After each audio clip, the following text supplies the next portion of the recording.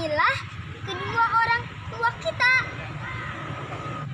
Assalamualaikum warahmatullahi wabarakatuh.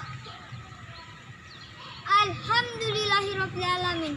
Assalatu wassalamu ala asrofil anbiya wal mursalin Sayyidina Muhammadin wa ala alihi wa sahbihi ajma'in. Amma ba'du. Hai guys, bertemu lagi dengan saya Ridwan yang ganteng orangnya. Hari ini Ridwan tausiah tentang kekuatan doa kedua orang tua. Orang tua adalah orang yang melahirkan kita. Orang tua adalah orang yang membesarkan kita. Orang tua adalah orang yang membimbing kita di rumah supaya menjadi anak yang pintar, berilmu, dan menjadi soleh. Setiap orang tua ingin anaknya menjadi anak yang soleh. Setiap orang tua ingin anaknya menjadi orang yang berguna.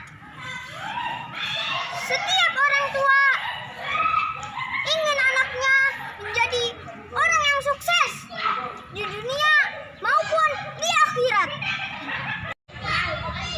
Salah satu cara mewujudkannya adalah orang tua selalu mendoakan anak-anaknya. Doa orang tua selalu manjur terhadap anak-anaknya. Rasulullah Shallallahu Alaihi Wasallam bersabda, ada 3 doa mustajab yang tidak diragukan lagi, yaitu doa orang yang teraniaya, doa musafir atau orang yang dalam perjalanan, doa kedua orang tua terhadap anak-anaknya. Hadis riwayat At-Tirmidzi. Jadi, doa kedua orang tua terhadap anak-anaknya sangatlah mustajab dan dikabulkan oleh Allah. Dan sebaliknya, kutukan orang tua terhadap anak-anaknya juga dikabulkan oleh Allah Subhanahu wa Ta'ala. Maka jangan sekali-kali kalian menyakiti hati orang tua atau membuatnya bersedih. Sayangnya orang tua kita adalah sayangnya Allah. Murkanya orang tua kita adalah murkanya Allah. Mudah-mudahan kita selalu berpegang teguh terhadap agama Allah dan selalu menyayangi kedua orang tua kita. Jangan lupa doakan mereka yang masih hidup maupun yang sudah meninggal. Bismillahirrahmanirrahim. Allahumma firli wali walidayya warhamhuma kama rabbayani shaghira. Amin. Sampai di sini dulu tausiah Ridwan. Kalau ada salah kata, mohon dimaafkan. Pelampung untuk mandi. Assalamualaikum. Sampai jumpa lagi. Dadah. Baiklah guys, jangan lupa like video ini, subscribe video ini, dan share ke teman-teman kamu biar senang. See you the next video. Bye bye. Don't forget to like my video, subscribe my video, and share for your friends. It's funny, have fun. Sekarang Ridwan berada di Masjid Sultan Suryansah. Masjid Sultan Suryansah atau Masjid Queen adalah sebuah masjid bersejarah di kota Banjarmasin yang merupakan masjid tertua di Kalimantan Selatan. Masjid ini dibangun pada masa pemerintah Sultan Suryansah, Raja Banjar pertama yang memeluk agama Islam. Masjid Queen merupakan salah satu dari 3 masjid tertua yang ada di kota Banjarmasin. Masjid yang lainnya adalah Masjid Besar Cikal Bakal Masjid Jami Banjarmasin dan Masjid Basirih. Masjid ini terletak di Jalan Queen Utara, Kelurahan Queen Utara, kawasan yang dikenal sebagai Banjar Lama, merupakan situs ibu kota Kesultanan Banjar yang pertama kali. Masjid ini letaknya berdekatan dengan komplek makam Sultan Suryansah dan di tepian kiri Sungai Queen. Masjid yang didirikan di tepi Sungai Queen ini memiliki bentuk arsitektur tradisional Banjar dengan konstruksi panggung dan beratap tumpang.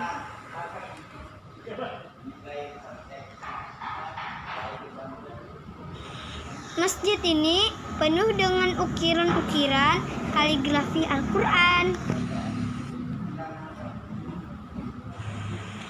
Raja Banjar pertama Sultan Suryansah juga memiliki nama Sultan Suryanullah, penembahan Batu Habang. Dia juga disebut Sultan Suryangsa yang pertama memeluk Islam.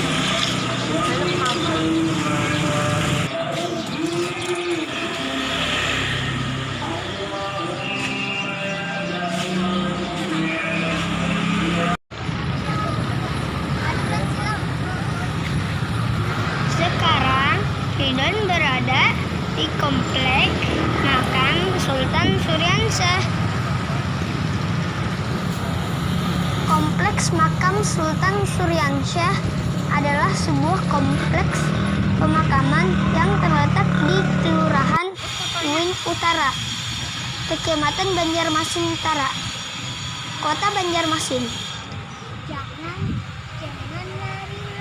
Sultan Suryansyah berasal dari keturunan negara Daha. Ia merupakan raja pertama yang memeluk Islam, dan sejak dialah agama Islam berkembang resmi dan pesat di Kalimantan Selatan. Untuk pelaksanaan dan penyiaran agama Islam, dia membangun sebuah masjid yang dikenal sebagai Masjid Sultan Suryansyah, yang merupakan masjid tertua di Kalimantan Selatan. Menurut sarjana Belanda J.C. Norlander, bahwa berdasarkan nisan makam, maka umur kuburan dapat dihitung sejak lebih kurang tahun 1550. Berarti Sultan Suryansyah meninggal pada tahun 1550, sehingga itu dianggap sebagai masa akhir pemerintahnya. Ia bergelar Susuhunan Batu Habang. Menurut M. Idwar Saleh, bahwa masa pemerintah Sultan Suryansyah berlangsung sekitar tahun 1526 sampai 1550. Sehubungan dengan hal ini juga dapat menetapkan bahwa hari jadi kota Banjarmasin jatuh pada tanggal 24 September tahun 1526. Ratu Intansari atau Putri Galuh Baranakan binti Maharaja Sukarama adalah ibu kandung Sultan Suryansyah. Sultan Rahmatullah putra Sultan Suryansyah, dia Raja Banjar kedua yang bergelar Susuhunan Batu Putih. Masa pemerintah tahun 1550 sampai 1570. Sultan Hidayatullah, Raja Banjar ketiga, cucu Sultan Suryansyah. Ia bergelar Susuhunan Batu Irang. Masa pemerintah tahun 1570 sampai 1595.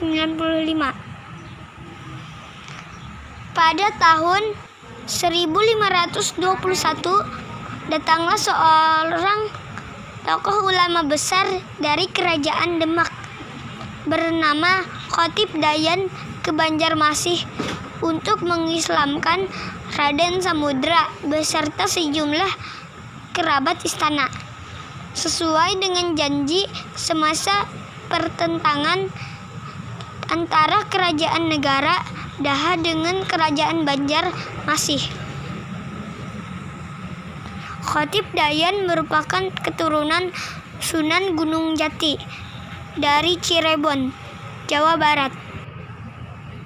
Patih Kuin adalah kepala kampung Kuin yang bertetangga dengan kampung Banjarmasin. Senopati Antakusuma adalah cucu Sultan Suryansyah. Ia seorang panglima perang di kerajaan Banjar dan sangat pemberani yang diberi gelar Hulu Balang kerajaan. Ia meninggal pada awal abad ke-16. Atau Haji Batu merupakan seorang ulama besar di kerajaan Banjar pada masa pemerintah Sultan Rahmatullah. Ia meninggal pada tahun 1640. Wan Sa'anah berasal dari keturunan kerajaan Brunei Darussalam. Ia menikah dengan Datu Buna Cucu Kiai Martasura, seorang menteri di kerajaan Banjar. Semasa hidupnya, Wan Sa'anah senang mengaji Al-Quran dan mengajarkan tentang keislaman seperti ilmu tauhid dan sebagainya. Ia meninggal pada tahun 1825. Pangeran Ahmad merupakan seorang senopati kerajaan Banjar pada masa Sultan Rahmatullah yang diberi tugas sebagai punggawa atau pengatur hulu Banjar.